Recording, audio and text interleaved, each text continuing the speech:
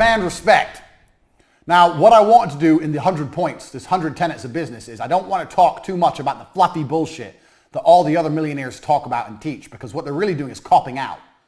So it's very easy for Tai Lopez, who has no real business skill. Tai Lopez doesn't know anything about business, to say, you get rich by reading books, because it sounds easy. Then everyone goes, oh, really? Okay, I'll read books. It sounds easy, but it's not true. And think positive, you'll get rich. That's not true either.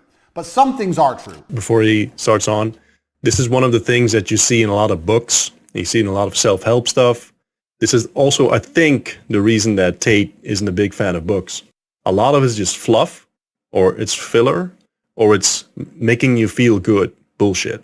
Like a lot of this stuff is just mental masturbation, feeling good about yourself and reading, researching. All of that stuff is nice and fine, has its place, but it should be about action. You actually doing something. That's the annoying thing about the people with the law of attraction. If you just visualize it, it will come. No, yes, visualize it, but then take action. Otherwise, it won't come. Like you're not going to get anywhere by sitting in your basement, visualizing all day, eating Cheetos. Got to do something. Command respect. This is true. So I'll give you an example. We're going to go back to Dan. Oh, one more thing, by the way. Notice what he does, where it's something that Tate does very well. A lot of very persuasive people do it very well. Good salespeople do it. You see Trump doing it as well. And despite, I don't know how you feel about the bad orange man. I don't really care either. But you look at people that are persuasive, that are influential, that do something to their audience. Now, what Tate just did, he said, command respect, this is true. So the programming is there. This is true. And one of the funny things about Trump is that he says, you know it, I know it, everybody knows it. This is true. So pick it up. Those small speech patterns can work very, very well for you. So I still talk to Dan sometimes now, and he's a good guy. He's got a good heart, but he just loves drugs. Some people do. One of the reasons I'm good at business is because I command respect. And I command respect because I'm a physical specimen of a man. This is the reality. I'm a professional fighter. So this helps me, whether I'm running my webcam girls or whether I was pitching television advertising. There's a level of respect humans have for other humans who are a physical specimen. Dan is a big black guy. The way Dan sold and acted and treated staff, he could get away with that he couldn't get away if he was an obese white guy. Because there's something evolutionary about humans. And if you're a person who's viewed as strong, people respect you and people trust you. If you want to run a business and you want people to spend money with you, one of the best things you can do is go to the gym. Tell you the truth. Get in fucking physical shape and people will see, okay, well, he's obviously not afraid of hard work.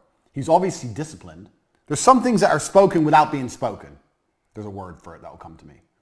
And having a physical presence is one of them. It helps in business every possible way. If I stand up, when I used to stand up to sell TV advertising in front of people and say, I guarantee you spend $19,000 with me. I guarantee you spend $19,000 with me, you get double back. When they see your product on TV, a product like this, it's going to sell. Do you sell online? Yeah. Where else do you sell? Tesco, Sainsbury's. Oh, you're in the superstores as well. You're going to make twice your money back, guaranteed. If I say that as a big, strong guy who they could tell obviously trained really hard, was disciplined, was not afraid of hard work, that was more valuable than if I was a fat piece of shit. It's going to work. I'm like, well, what the fuck do you know? You just eat pizza. You don't know anything. Go to the gym. Command a physical presence. I'm not saying you have to beat anyone up. I'm saying if you command a physical presence, your words have more weight and it helps in business across all things. Everything. I know webcam girls is a very unusual business and none of you have probably run webcam girls, but I learned a whole bunch about business running my webcam girls. In fact, I approached my webcam girl business the same as I approached every other business with the same tenets. I started it for cheap with a laptop I already had and a girlfriend I already had. I found out how to get the money in before I found out how to produce the videos. I had people sending me money for these feature-length porn videos, and I couldn't even produce them. I didn't even have a fucking camera. Money first. All my same things. Speed, quickly, get everything produced quick. I did all the same things with all my businesses. But the reason I could have so many girls listen to me is because I'm me. And I'm me because I'm big and strong. I'm Andrew Tate. So if you want to run your business, do not neglect physical presence. Now, you can be successful without physical presence. There's a whole bunch of dorks who are successful. Yeah. You don't have to be world champion. You don't have to be Ronnie Coleman. Well, for those of you who don't know him, he's a former Mr. Olympia, massive, enormous dude. You just have to be in shape. Like it's like he said, we're basically hairless monkeys. There's evolutionary things built in where if you are in shape, there's a unspoken thing going on between you and the one you're talking to, especially if they are not in shape, which is the vast majority of people, right? That they will take what you say with more weight, let's put it like that. Also, it doesn't really matter. Like it, of course, like if you're a 7-foot giant, yeah, that probably helps. But if you're not, it doesn't matter. You just have to be in shape. Like take care of yourself. Don't be fat. Fat people have a hard time in business. Obviously, exceptions. There are exceptions, right? Obviously, but they have a hard time in business because subconsciously there's communication going on saying, hey, this guy doesn't even take care of himself. Like the only vessel he has in the world, he neglects that. So why the fuck would I listen to him? That's lame. But I'm talking about what I know about business and what I've learned. This is the Hustlers University. And what I'm saying is it will help you. Even if you're Bill Gates and he was super successful and he's a dork, he would have been more successful if he was a big, strong dude. It's never going to detriment you to be bigger and stronger in life, and whether it's in business and every other aspect of life. Being bigger and stronger and commanding physical presence will always help you. It shows discipline. It shows that you understand hard work, and it makes your word more valuable. And sometimes in business, all you've really got is your word. You have to promise people shit and they have to believe you. So if you do that as a big, strong dude, people just believe you more. This is just the harsh reality. This is the Hustlers University. I told you it's no nonsense. It's no garbage. If you want to run a company, start going to the gym, get big, get strong. It's going to help you make money. Sooner or later, I guarantee you it's going to help you make money. This is point 5. Don't neglect it because it's very, very true. Even if it only helps you 10%. 10% is a lot.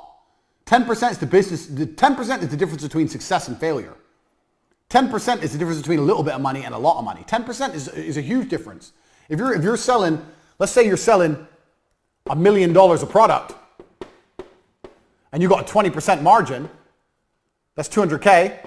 If you had an extra 10% margin because you're the big, strong guy and you got 300K, bang, that's an extra 100 grand a year. That's a fucking 911. That's a Porsche. There's a big difference. It's a big difference. So do not neglect number 5 because it's real.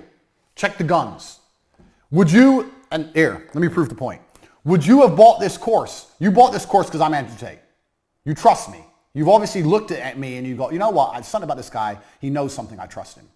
Would you have still bought this course if I was morbidly obese? Genuine question. I know it's an extreme, but it's a question. If I was morbidly obese in my chair and very, very fat, I'm going to teach you about business. Would you have bought the course? Or would you have thought, fuck you, fat fuck, you don't know nothing? And if you're honest with yourself, you'd think, yeah, you're probably right. I wouldn't have bought from you if you were obese.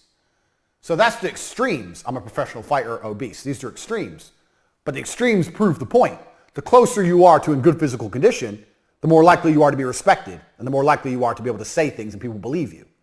So get in physical shape. That's point 5. Commanding respect is always going to be able to help you throughout life, especially in business. There's a famous Zig Ziglar quote. I remember it. He said, if you want to be convincing, you have to be convinced. And he was talking about believing in your own product.